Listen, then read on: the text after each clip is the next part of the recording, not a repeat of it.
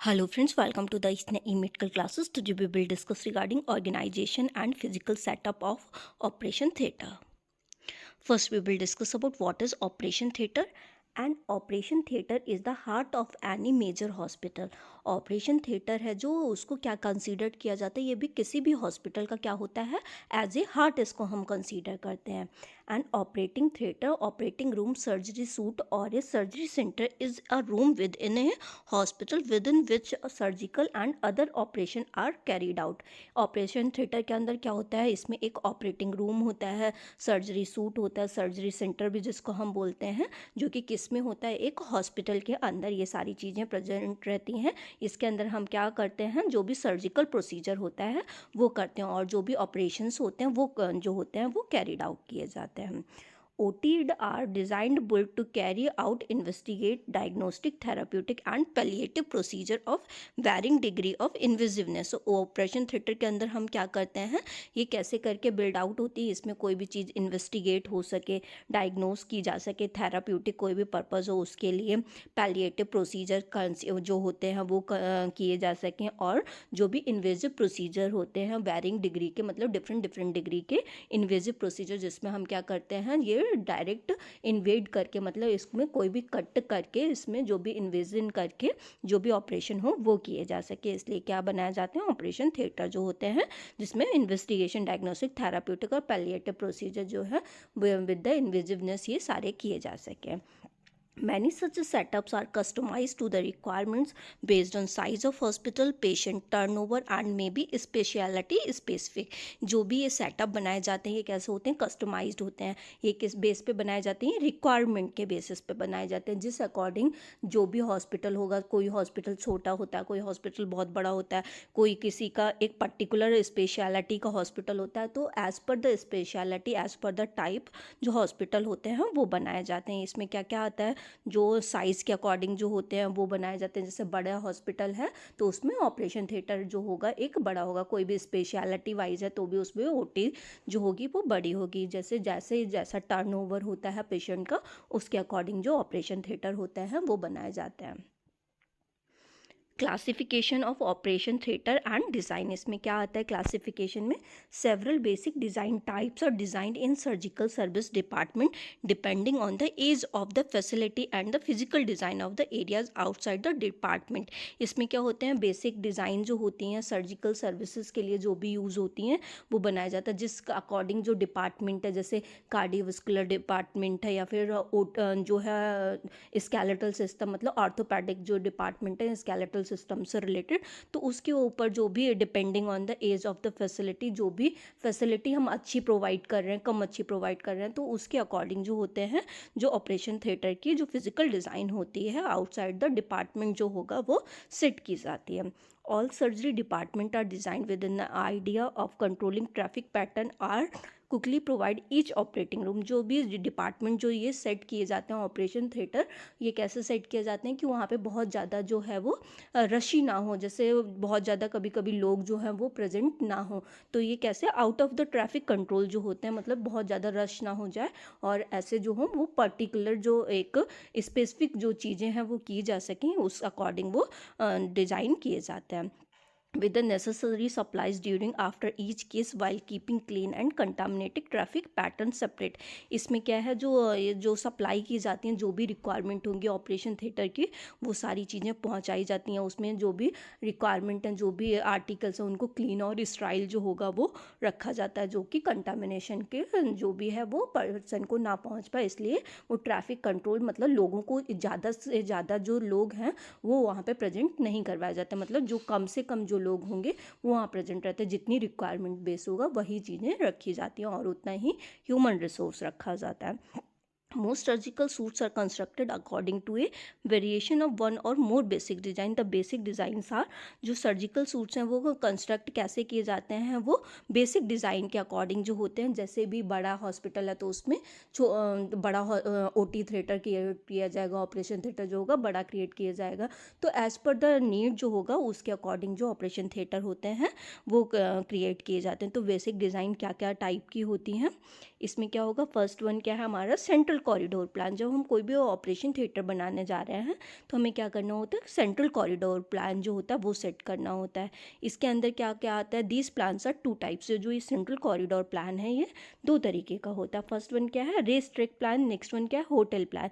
Race track plan में क्या होता है, in this design the front entrance to each operation theatre is from the outer corridor and supplies are retrieved through a rear entrance to the room leading to the central core storage and work area. इस design में क्या किया जाता है, ये जो entrance area रखा जाएगा ऑपरेशन थिएटर का वो कैसा रखा जाएगा, फ्रंट पे जो होगा वो आउटर कॉरिडोर से ये फ्रंट पे रखा जाता है। और जो भी क्या होगा इसमें जो रेयरली एंट्रेंस होगा वो एक ही रखा जाएगा। मतलब जो रूम का जो अंदर के लिए सेंट्रल कोर स्टोरेज होगा, वर्क एरिया जो होगा उसमें रेयरली एंट्रेंस होगा। मतलब उसमें ज़्यादा लोग जो होंगे वो एंटर नहीं कर सकते, उसमें कोई होगा वो जाके एंटर कर सकता है। और इसमें मतलब जो भी स्पेसिफिक जिस पर्सन को एंटर करना होगा वही एंटर कर सकता है। इसमें जो बाकी के बाहर के लोग हैं वो एंटर नहीं कर सकते हैं। और जो फ्रंट एरिया होगा वो कैसा होगा, मतलब जो एंट्रेंस एरिया होगा वो फ्रंट पे सेट किया जाता है। ये क्या होता है, रेस ट्रैक प्लान होता है। नेक्स्ट वन क्या, होटल प्लान। होटल प्लान क्या होता है, in this design the operation theatre are suited along the central corridor. इसमें क्या होगा, जो कॉरिडोर बनाया जाता है वो कहाँ पे बनाया जाता है, सेंट्रली, मतलब बीच में जो होगा वो बनाया जाता है विथ सेपरेट क्लीन कोर और सॉइल्ड वर्क एरिया। ये कैसे बनाया जाता है, सेपरेट बनाया जाता है। और जो उसमें जो कोर रहेगा वो कैसा रहेगा, बिल्कुल क्लीन रहेगा। और जो वर्क एरिया से ये जो है वो सॉइल्ड वर्क एरिया जो है वो ना प्रेजेंट हो पाए, उसके अकॉर्डिंग ये क्लीन रखा जाता है पूरा। The primary difference in this plan is the traffic enter and exit the surgery department। इसका क्या डिफरेंस रहता है रेस ट्रैक प्लान से, इसमें क्या रहेगा, जो ट्रैफिक एंट्री है मतलब जो ह्यूमन रिसोर्स होगा उसका सिर्फ जो होगा वो डिफरेंट रहता है। इसमें जो एग्जिट डिपार्टमेंट होगा उसमें क्या रहेगा, एक सिंगल एंट्रेंस रहता है और एक प्राइमरी एंट्रेंस रहेगा, मतलब एक सिंगल एंट्रेंस रहता है। And holding area entrance is situated along the same corridor. और जो होल्डिंग एरिया रखा जाएगा वो कहाँ रखा जाएगा, जहाँ पे सेंट्रल कॉरिडोर बनाया गया उसी सेम कॉरिडोर से जो सेंट्रल जो होल्डिंग एरिया होगा वो रखा जाएगा। और जबकि रेस ट्रैक प्लान में क्या था, जो फ्रंट एंट्रेंस होगा वो जस्ट पहले ही प्रेजेंट हो जाएगा। जो ऑपरेशन थिएटर का फ्रंट एंट्रेंस होगा वो पहले ही प्रेजेंट हो जाएगा। नेक्स्ट वन है हमारा पेरिफेरल कॉरिडोर। पेरिफेरल मतलब चारों तरफ जो कॉरिडोर बनाया जाता है उसको ये क्या बोलते हैं, peripheral corridor. In this design the front entrance to each operation theatre is from the peripheral corridor and supplies are retrieved through a rear entrance from the operation theatre leading to the central core storage and work area. इसमें क्या रहेगा, central corridor present रहता है और जो भी front entrance रहेगा वो कैसा रहेगा, पेरीफेरी के साइड में, मतलब फ्रंट एंट्रेंस रहेगा लेकिन उसमें पूरा पेरीफेरी का स्पेस जो होगा वो चारों तरफ छूटा रहता है। और इसमें जो सप्लाईज होती हैं वो कैसे रहती हैं, रियरली जो है ये सेम जैसे कैसा रहता है, ये उसके जैसा ही रह रहा है। जैसे हमने इसमें बताया रेस ट्रैक प्लान जो होता है वो कुछ पेरीफेरल जैसे ही रिजेंबल करता है, बस इसमें फ्रंट कॉरिडोर रहेगा और पेरीफेरी चारों तरफ इसमें एक एरिया स्पेसिफाई जो होता है वो छूटा रहता है। नेक्स्ट वन है स्पेशलिटी ग्रुपिंग प्लान। इसमें क्या रहेगा, the speciality grouping plan is simply is a variation on the hotel or rest trick plan in which operation theater are grouped by specialty, neurosurgery, general surgery। इसमें क्या रहेगा, as per the specialty, as per जैसे cardiovascular की speciality रख दी, skeletal system में orthopaedic की speciality रख दी या न्यूरोसर्जरी की रख दी, तो ये as per द जो भी स्पेशलिटी होगी जो भी पर्सन की उसके अकॉर्डिंग जो होगा वो स्पेशलिटी ग्रुपिंग प्लान किया जाता है। each with its own closely associated clean storage area and in some cases each with its own soil instrument work area। इसमें क्या रहेगा, एज पर द जो भी अवेलेबिलिटी है पेशेंट की, न्यूरो सर्जरी डिपार्टमेंट है तो उसके अकॉर्डिंग जो सारा मटेरियल तैयार किया गया होगा उसके अकॉर्डिंग होता है। न्यूरो सर्जरी के वहाँ पे सारे इक्विपमेंट्स होंगे वो प्रेजेंट रहेंगे। नेक्स्ट वन है डिफरेंट जोन्स इन एरिया। अब इसका क्या क्लासिफिकेशन है जोन्स का, इसमें ऑपरेशन थिएटर को डिफरेंट जोन में डिवाइड किया गया है। Regardless of the design chosen by the facility certain principal apply universally. ये क्या है, डिज़ाइन जो चूज़ की जाती है ये क्या होते हैं, यूनिवर्सली। जो ऑपरेशन थिएटर जो होता है इसकी जो डिज़ाइन होती है ये यूनिवर्सली कैसी रहती है, सेम ही रहती है। इसमें क्या क्या जोन प्रेजेंट होते हैं, फर्स्ट वन है हमारा अनरिस्ट्रिक्ट जोन और क्लीन एरिया, नेक्स्ट वन है हमारा सेमी रिस्ट्रिक्टेड जोन और सब स्टाइल एरिया, नेक्स्ट है हमारा रिस्ट्रिक्टेड जोन और स्टाइल एरिया, नेक्स्ट है हमारा डिस्पोजल जोन और area. First we will discuss regarding the unrestricted और क्लीन जोन। अनरिस्ट्रिक्टेड और क्लीन जोन के अंदर क्या हो रहा है, this is the area where hospital personnel, OT personnel, patient and their attendants can move about in street clothes. इसमें क्या होता है, जो भी अनरिस्ट्रिक्टेड एरिया जो होगा उसमें क्या होगा, जो भी पेशेंट के अटेंडेंट होते हैं वो भी रह सकते हैं और वो वहाँ पे स्ट्रीट क्लोथ्स में प्रेजेंट बने रहते हैं। तो ये कैसा रहता है, अनरिस्ट्रिक्टेड, मतलब इसमें किसी को रिस्ट्रिक्ट नहीं किया जाता, वहाँ पे जो पेशेंट के अटेंडेंट होते हैं वो प्रेजेंट रहते हैं ड्यूरिंग द ऑपरेशन, जब भी पेशेंट का चल रहा होता है। Connects protective zone to aseptic zone and has other areas also like, इसमें क्या रहता है, ये जो कनेक्ट करता है, जो प्रोटेक्टिव जोन होता है उसको असेप्टिक जोन से ये कनेक्ट करता है। मतलब इसके जस्ट बाद में क्या प्रेजेंट रहेगा, प्रोटेक्टिव जोन प्रेजेंट रहेगा। इसमें और एरियाज़ क्या क्या प्रेजेंट रहते हैं, store and cleaner room present रहेगा, equipment store room, maintenance workshop, kitchenette pantry area present रहेगा, fire lighting device room present रहेगा, एमरजेंसी एग्जिट प्रेजेंट रहेगा, service room for staff present रहेगा, close circuit TV control area भी present रहता है। जो operation theatre के ये सारे जस्ट जहाँ पे अनरिस्ट्रिक्ट एरिया होगा वहाँ पे ये क्लीन जोन में ये सारी चीज़ें प्रेजेंट रहती हैं। नेक्स्ट वन है हमारा semi restricted and the protective zone और सबस्ट्राइल एरिया। ये क्या है हमारा, after changing from the street cloth with clean gown cap and OT slipper the OT team और personnel are enter in this area. जब changing करते हैं लोग अपने जो OT टेक्नीशियन वगैरह जो होते हैं, डॉक्टर्स वगैरह, तो ये जब चेंज करते हैं तो उस एरिया में प्रेजेंट रहते हैं। तो विद इसमें क्या होगा, जो भी clean gown cap OT slipper ये सारी जो चीज़ें होती हैं ये सारी चीज़ें वहाँ पे रखी जाती हैं।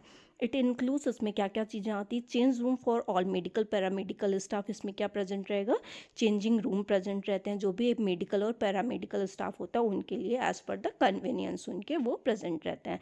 Transfer way for patient material and equipment, इसमें ट्रांसफरिंग वे भी होता है पर्सन के लिए, और जो भी मटेरियल जो भी होगा और इक्विपमेंट जो भी होगा वो ईजिली वे में ट्रांसफ़र हो सके वो भी रहता है।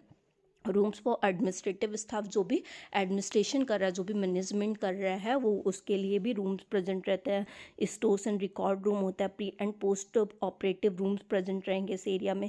ICU एंड PACU जो होता है वो प्रेजेंट रहता है, और स्टाइल रूम भी प्रेजेंट रहता है इस वाले सेमी रिस्ट्रिक्टेड जोन के अंदर। नेक्स्ट है हमारा रिस्ट्रिक्टेड और असेप्टिक जोन, इसको हम इसराइल एरिया भी बोलते हैं। इसमें क्या रहता है, this zone has operation theatre and operating room where operation are done. इसमें क्या रहेगा, ऑपरेशन जहाँ पे जो ऑपरेट किया जा रहा है पर्सन को इन्वेजिव प्रोसीजर के थ्रू, वो एरिया को हम क्या कहते हैं, रिस्ट्रिक्टेड एरिया, असेप्टिक जोन और sterile area. This is a place where staff and patient in street clothes and shoes are not allowed to enter. इसमें क्या रहेगा, जो पर्सन होगा वो रिस्ट्रिक्टेड क्लॉथ्स में रहता है और जो शूज़ वगैरह होते हैं इस एरिया में एंटर नहीं कर सकते। स्क्रब्ड पर्सन बियर स्ट्राइड लाउन and the gloves and get ready for operation procedure. इसमें जो स्क्रब्ड पर्सनल जो होंगे वो प्रेजेंट रहेंगे, और जो वो क्या बियर करे होंगे, स्टाइल गाउन प्रेजेंट जो बियर करे होंगे, ग्लव्स बियर करे होंगे, और वो यहाँ पे रेडी होते हैं वो भी पूरे अच्छी तरीके से ऑपरेशन प्रोसीजर के लिए। नेक्स्ट वन है हमारा डिस्पोजल जोन और एरिया। डिस्पोजल जोन और एरिया में क्या होता है, डर्टी यूटिलिटी एरिया होता है, डिस्पोजल कॉरिडोर होता है, और OT attire mandatory in this area. इसमें क्या होता है, जो भी OT टेक्नीशियन जो होते हैं वो जो भी मेडिकल प्रोफेशनल होंगे, डॉक्टर्स होंगे, इसमें पूरे टाइम पे OT अटायर जो भी पूरा पहने हुए इस एरिया में प्रेजेंट रहेंगे। नेक्स्ट वन है सब एरिया। सब एरियाज में क्या क्या आता है, नर्स स्टेशन आएगा, pre operative check area, holding area, induction anaesthetic room, post anaesthetic room आएगा इसमें पोस्ट ऑपरेटिव और रिकवरी रूम भी आता है, स्टाफ रूम होगा, सैनिटरी फैसिलिटी फॉर स्टाफ होगा, ऑफिस प्रेजेंट रहेगा, रेस्ट रूम प्रेजेंट रहेगा, और लेबोरेटरी भी प्रेजेंट रहेगा। और इसमें क्या आएगा, सेमिनार रूम आएगा, स्टोर रूम आएगा, scrub room, waiting area, visitor area, utility room और डिस्पोजल रूम भी प्रेजेंट रहेगा। ये किसमें सारा प्रेजेंट रहता है, सब एरियाज़ के अंदर प्रेजेंट रहता है। नेक्स्ट वन है ऑपरेटिंग रूम। इसके क्या नंबर्स और क्या साइज़ में होगा, the number and size can be as per the requirement. जो भी ऑपरेशन रूम का जो साइज़ और नंबर होगा वो एज़ पर द रिक्वायरमेंट होगा। The standard OT should be rectangular और square in shape and similar in design. जो OT होती है वो कैसी होती है, रेक्टेंगुलर शेप की होती है, और या फिर हम कह सकते हैं स्क्वायर शेप की होती है, और कैसी रखी जाती है, आज सारे हॉस्पिटल के अंदर सेम डिज़ाइन में प्रेजेंट रहती है। It should B 20x20x10 feet. ये कैसी रहती है, 20x20 और 10 फीट में रहेगी साइज़ में। It provide a floor space of 400 square feet approx. इसका जो फ्लोरिंग एरिया होगा होगा वो कितना स्पेस में होगा, something 400 square feet approximately present रहता है। It should be spacious enough to allow free movement of personnel trolleys, stretchers, wheel chairs, monitoring device, portable x-ray machine etcetera. इसमें क्या रहता है, ये स्पेशियस होती है बहुत ज़्यादा, और इसमें पर्सनल ट्रॉलीज प्रेजेंट रहती हैं, स्ट्रेचर प्रेजेंट रहते हैं, व्हील चेयर प्रेजेंट रहती हैं, डिवाइसेस प्रेजेंट रहती हैं, और एक्सरे मशीन जो होती हैं जो पोर्टेबल मतलब यहाँ से उधर ये ले जाई जा सके एक जगह से दूसरी जगह, वो भी प्रेजेंट रहती हैं। कार्डियक और neurosurgery OT should be bigger in size of 20 × 30 × 10 feet. अगर हम कार्डियक और न्यूरोसर्जरी की बात करें, अगर कोई स्पेशलिटी की सर्जरी है इसमें, तो वो कितनी होगी, समथिंग ये as compare to the normal surgery ये लार्जर होती है, वो समथिंग रहती है 20 × 30 × 10 फीट की, और जो इसका फ्लोरिंग स्पेस होगा वो 600 स्क्वायर फीट स्पेस होगा इसका। ओटी फॉर द इंडोस्कोपी और minor surgery can be small size of the, जो अगर कोई भी इंडोस्कोपी के लिए सर्जरी या फिर माइनर सर्जरी के लिए जो है वो सर्जरी है, तो वो कैसी रहेगी as compare to the normal surgery, smallest रहेगी। उसका जो साइज़ होता है वो 18 × 10 फीट होता है, और जो फ्लोरिंग स्पेस रहता है वो 324 स्क्वायर फीट रहता है। नेक्स्ट वन है डोर्स कैसे रहेंगे, main door to the OT suite has to be a adequate width, इसकी एडिक्वेट विड्थ कितनी रहेगी, 1.2 to 1.5 मीटर रहेगी वो जो ओटी सूट की विड्थ होगी, मतलब चौड़ाई होगी।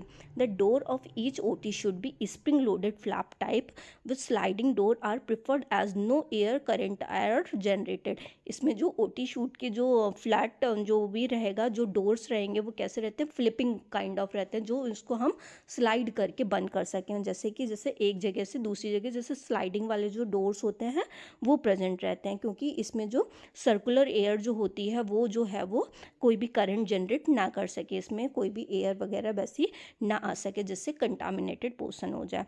All fitting in OT should B flush type and made of steel. इसमें जो भी फिटिंग्स जो होती है ओटी के अंदर फ्लशिंग टाइप की होती है, और वो किसकी बनी हुई होती है, स्टील की बनी हुई होती है। नेक्स्ट वन, हाँ, surface and the flooring. Surface और फ्लोरिंग कैसा रहेगा, the surface flooring must be slip resistant strong with minimum joints. इसमें जो सरफेस और फ्लोरिंग एरिया रहेगा वो कैसा रहेगा, स्लिप रेसिस्टेंट रहता है, मतलब जो कोई भी पर्सन हो वहाँ पे स्लिप ना रह सके, स्ट्रॉन्ग विद मिनिमम जॉइंट्स, और उसमें कैसा रहेगा, मिनिमम जॉइंट्स प्रेजेंट रहेंगे, क्योंकि अगर जॉइंट्स वहाँ पे प्रेजेंट रहेंगे तो एरिया जो है, अगर वहाँ पे कोई भी बैक्टीरिया वायरस जो है वो कंटामिनेटेड वहाँ पे कर सकता है, तो वहाँ पे देखना है कि कोई भी ऐसे जॉइंट्स जो हैं वो प्रेजेंट ना रहें। It should be easily washable, free as possible. Joints seam so that they do not permit adherence of bacteria or dust particle containing microorganism. यहाँ पे लेस जॉइंट्स जो हैं वो एकदम से नहीं बनाया जाता, जो टाइलिंग पोर्शन है वो एकदम फ्लैट सरफेस होता है, जैसे अपने घरों में होते हैं तो बीच बीच में टाइलिंग में जॉइंट्स कहीं कहीं आते हैं, तो जो ओटी एरिया बनाते हैं वो वहाँ पे फ्लैट सरफेस रखते हैं, ताकि जो बैक्टीरिया वायरस है वहाँ पे कोई भी स्टक ना कर सके। It should be able to withstand repeated washing with germicidal agent. इसको हमें विदस्टैंड रिपीटेड वॉश करना होता है कोई भी जर्मिसाइडल एजेंट से, क्योंकि वहाँ पे कोई भी बैक्टीरिया वायरस जो है वो ना प्रेजेंट हो सके। It should be able to absorb sound. जो भी सरफेस फ्लोरिंग रहेगा वो कैसा रहेगा, एब्जॉर्बेबल साउंड का होगा, मतलब ताकि कोई भी ऑपरेशन का जो भी साउंड वहाँ पे हो रहा है प्रोड्यूस, वो बाहर ना जा सके। The color of the flooring should be such that if a needle is dropped on the floor it is visible। जो कलर रखना है वो भी ऐसा रखा जाता है कि अगर कोई भी जो पार्ट है, कोई भी चीज़ जो है वो अगर गिर रही है तो वो हमें विजिबल होनी चाहिए कि वो चीज़ कहाँ पे गिरी है।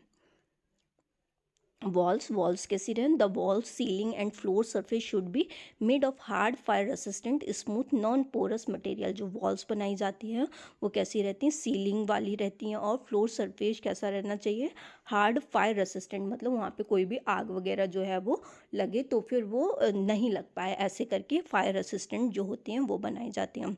स्मूथ नॉन पोरस मटेरियल कैसी होती हैं, स्मूथ और नॉन पोरस मटेरियल, मतलब पोर जो होते हैं वहाँ पे प्रेजेंट नहीं होना चाहिए। Should be light in colour. जो वॉल जो है वो लाइट कलर की होनी चाहिए, जो कलर है वो कैसा होना चाहिए, लाइट ब्लू और ग्रीन होना चाहिए। And washable paint should be ideal. और जो पेंट रखनी चाहिए वो कैसी रखनी है, वॉशेबल पेंट रखनी है। Colour of paint should allow reflection of light and yet soothing to eye. जो कलर रखना है पेंट का वो कैसा होना चाहिए, लाइट को वो रिफ्लेक्ट करता है करे, और जो कैसा रहे, आँखों के लिए वो बहुत सूदिंग होना चाहिए, क्योंकि अगर ज़्यादा अट्रैक्टिव कलर रखते हैं तो वो बहुत ग्लेयरिंग वाले जो हो जाते हैं वो सूदिंग नहीं रहते हैं आई के लिए। adequate electric point should be available on the wall at 1.5 metre height from the floor. जो इलेक्ट्रिक पॉइंट होने चाहिए वो कि समथिंग कितने होने चाहिए, less than to the 1.5 metre height में जो भी है फ्लोरिंग से वो प्रेजेंट होने चाहिए। नेक्स्ट वन है हमारा ventilation temperature and humidity. Ventilation temperature and humidity कैसा होना चाहिए?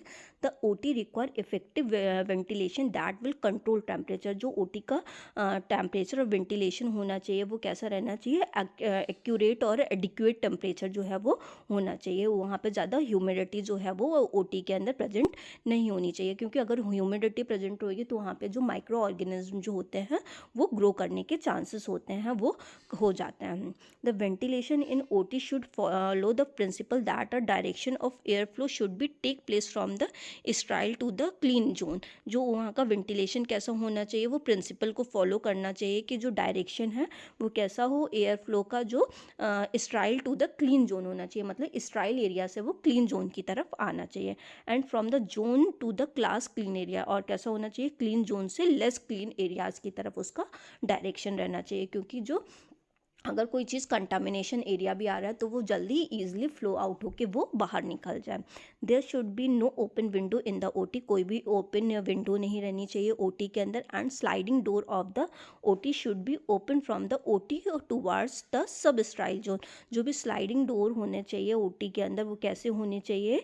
ये ओटी के टूवर्ड्स जो है वो सब स्टाइल जोन के टूवर्ड्स जो है वो ओपन होने चाहिए। There should be no interchange air movement between one OT and another. वहाँ पे कोई भी इंटरचेंज एयर मूवमेंट नहीं होना चाहिए कि एक ओटी से दूसरी ओटी में कोई भी एयर फ्लो है वो हो सके। There should be no circulating fan और cross ventilation to prevent airborne contamination of the surgical wound. यहाँ पे कोई भी सर्कुलेटिंग एयर जो है वो क्रॉस वेंटिलेशन करती हुई नहीं होनी चाहिए, क्योंकि जो भी कंटामिनेशन जो है वो सर्जिकल वुंड में हो सकता है। इस वजह से क्या है, जो सर्कुलेटिंग एरिया जो है वो कोई भी फैन वगैरह जो है वो ऑन नहीं होना चाहिए कि वो कोई भी चीज़ है वो क्रॉस वेंटिलेशन कर सके। Next one lighting. लाइटिंग क्या है हमारा? The general room illumination the OT is provided by the fluorescent lamp. इसके अंदर क्या होना चाहिए? ओटी के अंदर फ्लोरोसेंट लाइटिंग जो है वो प्रेजेंट होनी चाहिए to produce even illumination of at least 500 lux at working height. ये जो लाइट है वो कैसी होनी चाहिए?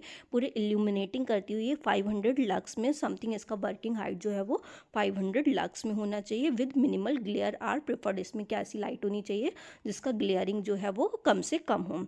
This contrast should be maintain in corridors. ये कंट्रास्ट जो है हमें कॉरिडोर्स में भी मेंटेन करना है, स्क्रब एरिया में भी मेंटेन करना है, as well as in the room itself. और ये जो कंट्रास्ट है वो हमें कहाँ पे भी मेंटेन करना है? रूम के अंदर भी मेंटेन करना है, so that the surgeon become accustomed to the light before entering the sterile field. तो सर्जन कैसा हो जाएगा? सर्जन उससे एडजस्ट कर लेगा। जो भी लाइटिंग अगर हम इक्वल एरिया में रखते हैं तो सर्जन को वो ज़्यादा वो आइज़ के ऊपर वो इम्पेक्ट नहीं डालेगी, क्योंकि अगर कम लाइट से ज़्यादा लाइट में आते हैं तो आइज़ जो हैं वो थोड़ी सी अजीब हो जाती हैं, तो उसमें कम सा दिखने लगता है, तो ये सर्जन को ज़्यादा इम्पैक्ट नहीं करेगी। To minimise eye fatigue the ratio of intensity of general room lighting so that the surgical side should not be exceed 1:5, preferably 1:3। इसमें जो आई की फैटिक जो है वो ज़्यादा ना हो, तो इसकी जो इंटेंसिटी है लाइट की वो भी हमें मेंटेन करके रखनी होती है, जिसकी हमें जो इंटेंसिटी है वो 1:5 से ज़्यादा हमें नहीं करनी है। प्रिफरेबली हमें कितना रखना है? 1:3 लाइटिंग रखनी है। Colour and hue of the light also should be consistent. जो कलर है और लाइट का वो कैसा रखना है? हमें कंसिस्टेंट रखना है, मतलब ज़्यादा हमें ग्लेयरिंग वाली लाइट जो है वो नहीं रखनी है। द सर्जिकल और operation light should B an overhead ceiling mounted unit. जो सर्जिकल लाइट जो है, ऑपरेशन लाइट है, वो कैसी होनी चाहिए? ओवरहेड, मतलब सर के ऊपर जस्ट प्रेजेंट होनी चाहिए, जो भी सीलिंग से होता है। Next one the overhead operating light must. जो ओवरहेड लाइट जो लगा रहे हैं ऑपरेशन थिएटर के जस्ट ओटी टेबल के जस्ट ऊपर जो होती है, तो वो कितना होना चाहिए? Overhead light should be near day light in the colour and shadow less and give. जो ओवरहेड लाइट है वो कैसी होनी चाहिए? As compare to the day light होनी चाहिए, उसका डे लाइट जैसा कलर जो है वो दिखना चाहिए। और जो उसका शेडो है वो कैसा होना चाहिए? लेस होना चाहिए, मतलब उसमें वो ज़्यादा शेडो नहीं क्रिएट कर रही हो लाइट, जो एकदम एकदम कैसी हो? फ्लड लाइट लाइट हो उसमें कोई भी शेडो जो है वो नहीं आना चाहिए। And give 25,000 to 1,25,000 lux of light, इसमें जो कितनी लाइटिंग होनी चाहिए इतना समथिंग 25,000 से लेके 1,25,000 लक्स ऑफ लाइट होनी चाहिए। Lux at the centre at least 50,000 lux at the periphery, और जो पेरीफेरी पे जो है लाइटिंग वो कितनी होनी चाहिए, समथिंग 15,000 होनी चाहिए। Next one staffing pattern. Staffing pattern कैसा रहेगा? Staffing is a selection, training, motivating and retaining of a personal in the organisation. जो स्टाफिंग पैटर्न है जो वो कैसा रहना चाहिए? ट्रेन रहना चाहिए, मोटिवेट रहना चाहिए, और जो स्टाफिंग जो है वो ऑर्गेनाइजेशन के अंदर पूरा रिपोर्टेड होना चाहिए कि हमें कितना जो है वो एक्सेस जो स्टाफ है वो अंदर नहीं जाना है। The norms are providing staffing requirement information in a number of ways to facilitate various uses. जो नॉर्म्स रेगुलेशंस जो है भी हॉस्पिटल के हैं उसके अकॉर्डिंग जो है वो स्टाफ की रिक्वायरमेंट होनी चाहिए। The staffing requirement it can be measured by, जो भी स्टाफिंग रिक्वायरमेंट है वो हम कैसे मेजर कर सकते हैं? जो भी स्टाफिंग की नीड होगी उसके अकॉर्डिंग, पॉपुलेशन रेशियो जो होगा उसके अकॉर्डिंग, फिक्स्ड स्टाफ रिक्वायरमेंट पर लेवल ऑफ केयर, जितना भी लेवल ऑफ केयर रिक्वायर्ड है उसके अकॉर्डिंग स्टाफ होना चाहिए। नंबर ऑफ आवर्स वर्क, जितना भी नंबर ऑफ आवर्स वर्क हो रहा है उसके अकॉर्डिंग होना चाहिए। Hours associated with direct patient care, जितने भी आवर्स कितने भी पेशेंट की डायरेक्ट केयर के लिए नीडेड हैं उसके अकॉर्डिंग स्टाफ होना चाहिए। Workload calculation as per the workload, जिसका भी प्रेजेंट है, जितने आवर्स जिसको भी वर्क करने के लिए होते हैं लेबर वर्क के अकॉर्डिंग उसके अकॉर्डिंग जो है वो स्टाफ होना चाहिए। Next one, the staffing requirement in OT staffing is based on, जो स्टाफिंग रिक्वायरमेंट है वो किसके ऊपर बेस्ड होना चाहिए? Number of cases operated per day, कि किस हॉस्पिटल में कितने केस जो हैं और ऑपरेट किए जाते हैं पर डे के according. Total number of hours of cases, कितने नंबर्स हैं, आवर्स मतलब जो एक केस को हैंडल करने में कितने आवर्स जो हैं वो नीडेड हो रहे हैं। कितने टाइप के केस आते हैं, नेचर कैसा आता है, किस केस से रिलेटेड केसेस ज़्यादा आते हैं। Prescribe norm, policy and procedure, जो भी प्रिस्क्राइब नॉर्म्स जो भी हैं जो हमें मेडिकल काउंसलिंग के अकॉर्डिंग दिए जाते हैं उसके अकॉर्डिंग होने चाहिए। पॉलिसी और प्रोसीजर जो सेट किए जाते हैं उसके अकॉर्डिंग जो है वो स्टाफ रखा जाता है। Next one, member of the OT team. Member क्या क्या रहते हैं ओटी टीम के अंदर? The surgical team in operating theatre, the operating team in the operating room consist of, जो सर्जिकल टीम जो रहती है ऑपरेशन थिएटर के अंदर वो कितनी रहती है? इसके अंदर सर्जन होता है, एनेस्थेटिस्ट प्रेजेंट रहता है, सर्जन असिस्टेंट प्रेजेंट रहता है, नर्स एनेस्थेटिस्ट प्रेजेंट रहती है, सर्कुलेटिंग नर्स रहती है, और सर्जिकल टेक्नोलॉजिस्ट जो होते हैं वो प्रेजेंट रहता है। नेक्स्ट वन है duties and responsibility of OT nurse. Duties और रिस्पॉन्सिबिलिटी ऑफ ओटी नर्स की क्या रहती हैं? Assess patient condition before surgery, ये क्या करती है? जो पेशेंट की सर्जरी के पहले जो कंडीशन जो होती है वो असेस करती है। Ensure that the operating room is prepared with all necessary supplies, वो इंश्योर करती है कि जो ऑपरेटिंग रूम है, जो वहाँ ऑपरेशन होने जा रहा है वहाँ पे जो भी इक्विपमेंट जो भी सप्लाइज़ की रिक्वायरमेंट है वो ऑलरेडी प्रेजेंट है कि नहीं प्रेजेंट है। जो भी इम्प्लांट होना है या फिर इंस्ट्रूमेंट जो भी है, कोई भी इक्विपमेंट है, वो सारी चीज़ें एक्यूरेट है कि नहीं है। कीप द ऑपरेटिंग रूम स्टराइज्ड, ये क्या करती है? और जो ऑपरेटिंग रूम होता है उसको स्टराइल करने में हेल्प करती है, उसको हमेशा स्टराइल करके रखती है ताकि कोई भी कंटामिनेशन जो है वो ना हो। Position the patient on operating table, ये क्या करती है? पोजीशन प्रोवाइड करती है पेशेंट को ऑपरेटिंग टेबल के ऊपर। Pass medical instrument to the surgeon during operation, ये क्या करती है? जब भी मेडिकल इंस्ट्रूमेंट जो भी होता है, ये सर्जन जो भी सर्जरी कर रहा होता है उसको ये मेडिकल इंस्ट्रूमेंट जो होते हैं वो पास भी करती है। मॉनिटर पेशेंट वाइटल साइंस, और क्या करती है? पेशेंट के वाइटल साइंस जो होते हैं वो कंटिन्यूस मॉनिटर करती है। इवेल्यूएट पोस्ट ऑपरेटिव पेशेंट, ये क्या करती है? जब पेशेंट के ऑपरेशन हो चुका होता है उसके बाद में उसको ये इवेल्यूएट करती है।